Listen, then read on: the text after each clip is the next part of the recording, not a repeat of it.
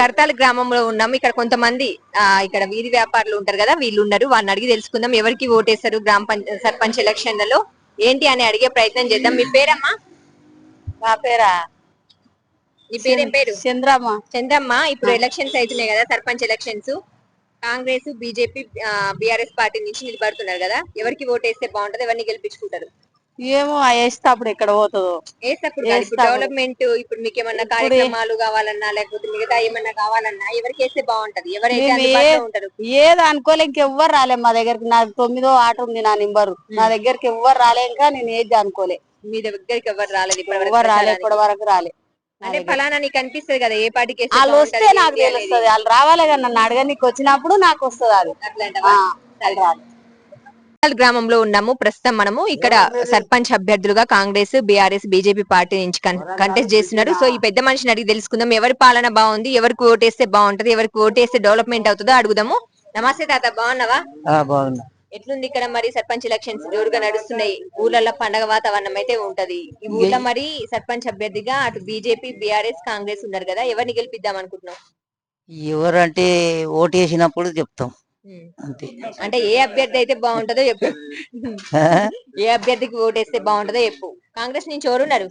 కాంగ్రెస్ నుంచి బిచ్చపతి అని ఉండడు. బీజేపీ? బీజేపీ ఆయన లేదా? బీఆర్ఎస్? బీఆర్ఎస్ ఆయన ఏం పేరు అంటారు. సరే, ఇప్పుడు వీళ్ళల్లా నీకంటే ఐడియా ఉంటది కదా ఎవరైతే బాగుంటది ఏంది అని చెప్పేసి. క్యాండిడేట్లు ఉన్నారు కదా, ఎవరు బాగుంటది? పెద్ద మనుషులకు తెలుసు, నాకేం తెలుసు. నువ్వే పెద్ద మనిషి కదా, ఇంకే పెద్ద మనిషికి తెలవాలి. వీళ్ళకేస్తే మంచిగా ఉంటది, వీళ్ళకేస్తే మా పనులు చేస్తారు, డెవలప్మెంట్ అవుతది అని ఏమన్నా అనుకుంటున్నావా నువ్వు? కాంగ్రెస్ అనుకుంటున్నా. కాంగ్రెస్ అనుకుంటున్నావు, అది ఓపెన్ గా చెప్పు. మరి ఎందుకు భయపడుతున్నావు? పైసలు ఇయ్యారన్నా రేపు? రేపు పైసలు ఇయ్యారన్నా బీఆర్ఎస్ వాళ్ళు? పని అయితే చేయాలి కదా, పని కావాలి కదా, ఇచ్చినా సరే ఇవ్వకున్నా సరే. అదే అంటున్నా. కాంగ్రెస్ కి వేస్తావు అయితే? తాత అయితే ఇక చెప్పకనే చెప్పేసిండు కాంగ్రెస్ కి ఓటేస్తా అని చెప్పిండు. భయపడుతుండు కొంచెం, ఎందుకంటే రేపు బీఆర్ఎస్ వాళ్ళు వచ్చి మళ్ళీ పైసలు ఇస్తారా ఇయ్యరా అని అయితే టెన్షన్ అయితే పడుతుండు, నవ్వుతుండు కూడా. ఓకే, కర్తాల గ్రామంలో సర్పంచ్ ఎలక్షన్స్ నిర్వహిస్తున్నారు కాబట్టి ఏ పార్టీకి ఓటేస్తే బాగుంటది, ఎవరు గెలుస్తారు? ఇప్పుడు ప్రభుత్వం వచ్చేసి రేవంత్ రెడ్డిది ఉంది. ఇక్కడ క్యాండిడేట్ కూడా మంచి క్యాండిడేట్, రాయకంటి భిక్షపతి అని కాంగ్రెస్ తరఫు నుంచి. గుడ్ విల్ ఉంది, ఊర్లో ఉంటాడు, ఎక్కడికి వెళ్ళాడు, ఊరు తప్ప ఆయనకి ఏం తెలియదు, కష్టజీవి, పని చేసి పైకి వచ్చినోడు. ఇంకా నెక్స్ట్ ఇంకో ఆయన ఉన్నాడు బీఆర్ఎస్ తరఫు నుంచి. ఆయనది ఏంటంటే రియల్ ఎస్టేట్. గెలిచిన తర్వాత ఇక మొత్తం తన లైఫ్ స్టైల్ చేంజ్ అయిపోయింది. సడన్ గా అంత మనీ, కష్టపడ్డ వాళ్ళకు ఇల్లు కట్టుకోవడమే ఈజీ, ఇప్పుడు ఈజీ కష్టమైంది. అలాంటిది ఆయన కడతల్లో ఒక కమర్షియల్ కట్టిండు బీఆర్ఎస్.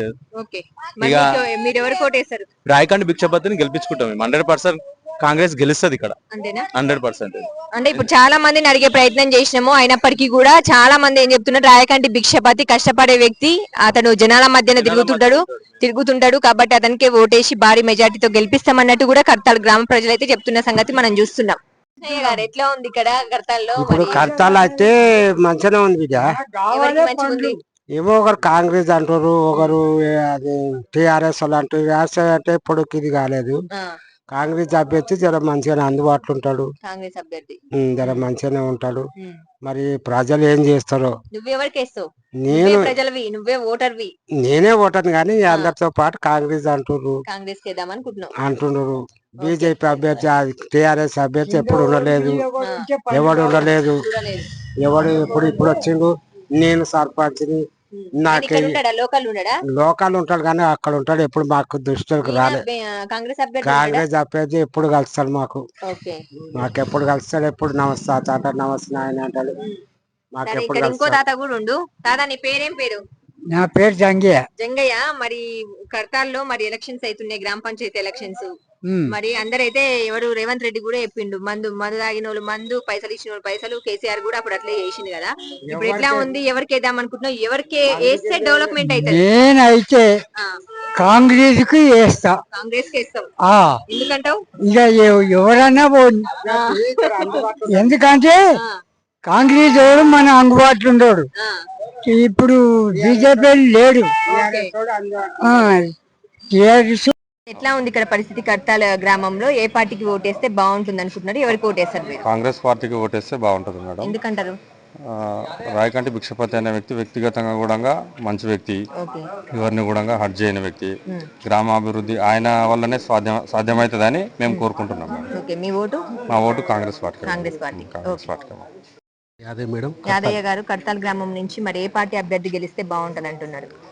ఇప్పుడు ఆయన భిక్షపతి అంటే ఆయన ఫస్ట్ 10 ఏళ్ళు వార్డు నెంబర్ చేసిండు. ఓకే. ఫస్ట్ 5వ వార్డులో చేసినప్పుడు ఆ వార్డు మొత్తం రోడ్లు అవన్నీ మంచిగా చేసిండు, నీళ్లు రోడ్లు కానీ. ఇప్పుడు మళ్ళీ 3వ వార్డులో గెలిచిండు, అవి కూడా మంచిగా చేసిండు. ఓకే. మాది 2వ వార్డు. బీజేపీ బీఆర్ఎస్ నుంచి కూడా పోటీ చేస్తున్నారు కదా, అభ్యర్థులు మంచులు కదా, మంచిగా చేయరా? ఇప్పుడు ఈయన మాట ఉంది, మంచోడు, పనులు చేసిండు, అన్ని మంచిగా ఉన్నాయి. ఓకే. అందుకే ఆయన కావాలని మేము తెచ్చుకున్నాం. ఓకే. ఇప్పుడు ఎవరికి ఇప్పుడు ఆయన మీరు ఓటు ఎవరికి వేస్తారు? భిక్షపతికి వేస్తాం. భిక్షపతికి వేస్తారా? ఓకే. భిక్షపతిని గెలిపించుకొని మా ఎమ్మెల్యేకు రేవంత్ రెడ్డికి గిఫ్ట్ ఇస్తాం, కర్తాల్ ప్రజలు మొత్తం. ఓకే. పేరు క్యామ రాజేష్. కర్తాల్ గ్రామంలో ఎలక్షన్స్ అంటే మొత్తం రాష్ట్ర వ్యాప్తంగా సర్పంచ్ ఎలక్షన్స్ అవుతున్నాయి. కర్తాల్ గ్రామంలో ముఖ్యంగా ఏ పార్టీ నుంచి అభ్యర్థిని గెలిపించుకుంటారు? ఏ పార్టీకి ఓటేస్తే అభివృద్ధి జరుగుతుంది? మా కర్తాల్ గ్రామ పట్టణంలో అభివృద్ధి ధ్యేయంగా మన కాంగ్రెస్ పార్టీ అభ్యర్థి సర్పంచ్ గా నామినేషన్ వేయడం జరిగింది, రాయకంటి భిక్షపతి గారు. ఈ యొక్క కర్తాల్ పట్టణ కేంద్రంలో ముఖ్యమంత్రి రేవంత్ రెడ్డి గారి సారథ్యంలో, అలాగే మా ఎమ్మెల్యే కసిరెడ్డి నారాయణ గారి సహకారంతో కర్తాల్ పట్టణ గ్రామంలో ఎన్నో అభివృద్ధి సంక్షేమాలు ఇప్పటికి చేయడం జరిగింది. అందులో భాగంగా మహిళలకు ఉచిత బస్సు ప్రయాణం కానీ, అదేవిధంగా 500లకు గ్యాస్ సిలిండర్ కానీ, అదేవిధంగా చూస్తే ఇందిరమ్మ ఇండ్లు కానీ, అదేవిధంగా రేషన్ కార్డు గత ప్రభుత్వం 10 సంవత్సరాలుగా ఊరికి 10 రేషన్ కార్డులు ఇవ్వని పరిస్థితుల్లో ఈ రోజు దాదాపు 1,50,00,000 రేషన్ కార్డులు ఇవ్వడం జరిగింది. అదేవిధంగా ఎన్నో సంక్షేమ పథకాలు ఈ కర్తాల్ పట్టణాన్ని కానీ రాష్ట్ర వ్యాప్తంగా చేయడం జరిగింది. అదేవిధంగా రేవంత్ రెడ్డి గారి సారథ్యంలో 6 గ్యారెంటీల సంక్షేమ పథకంలో భాగంగా ఇప్పటికి ఎన్నో హామీలు నెరవేర్చడం జరిగింది. ఈ యొక్క రాబోయే రోజుల్లో కూడా నెరవేరిన హామీలు కూడా కంపల్సరీ నెరవేరడం జరుగుతుంది. బీఆర్ఎస్ పార్టీ నుంచి గట్టిగా స్ట్రాంగ్ గా కృషి చేస్తున్నారు అన్నట్టు తెలుస్తున్నారు. డబ్బులు కూడా యథేచ్ఛగా ఇస్తారని కూడా చెప్తున్నారు. మరి దాని గురించి ఏమంటారు? బీఆర్ఎస్ పార్టీ నుంచి నిలబడే వ్యక్తి కేవలం ఒక డబ్బు అస్త్రం మాత్రమే. ఒక డబ్బు అస్త్రంతోనే అతడు క్యాండిడేట్ నిలబడడం జరిగింది. అతనున్న అస్త్రం ఒక డబ్బు మాత్రమే. అదే మా కాంగ్రెస్ పార్టీ బలపరిచిన రాయకంటి భిక్షపతి వారికి డబ్బు కాదు, డబ్బుతో సమానం లేదు. మంచి వ్యక్తి, మంచి సమానమైన అందరితోని అన్ని వర్గాలను కలుపుకునే వ్యక్తి, అందరితోని కలిపే వ్యక్తి, అన్ని వర్గాల నాయకుడు, అందరి సమస్యలు తెలుసుకున్న వ్యక్తి, ప్రజలకు గౌరవించే వ్యక్తి. మాకు అదేవిధంగా దీనితో పాటు మా కాంగ్రెస్ పార్టీ ప్రభుత్వం, మా కాంగ్రెస్ పార్టీ నాయకులు, మా కాంగ్రెస్ ప్రభుత్వం ప్రవేశపెడుతున్న సంక్షేమ పథకాలు ఇవన్నీ మా అస్త్రాలు. ఓకే. మరి అంటే జనాలు డబ్బులు ఎక్కువ ఎవరికి ఇస్తే వాళ్ళ వైపు మొగ్గు చూపితే డబ్బు ప్రభావం అనేది ఒక 20-30% మాత్రమే. మిగతా మొత్తం వ్యక్తిత్వం అవసరం, అతని సమాజ సేవ అవసరం, అధికార పార్టీ అవసరం, అధికార పార్టీ చేస్తున్న ప్రజా సంక్షేమం అవసరం. డబ్బుతోటి అన్ని జరుగుతాయని వాళ్ళ వ్యక్తిత్వ మూర్ఖత్వం మాత్రమే. మీరు చెప్పేది ఎమ్మెల్యే ఎలక్షన్స్ కి, అట్లాంటి ఎలక్షన్స్ కి అయితే పనికొస్తుంది. నిజంగా గ్రామాల్లో కనుక చూసుకుంటే అందరు పెద్దవాళ్ళు, ముసలోళ్ళు, వాళ్ళకు ఎక్కువ ఎడ్యుకేషన్ ఉండదు కాబట్టి మరి డబ్బులు ఎక్కువ ఇస్తే ఓటేస్తే ఏం చేస్తారు?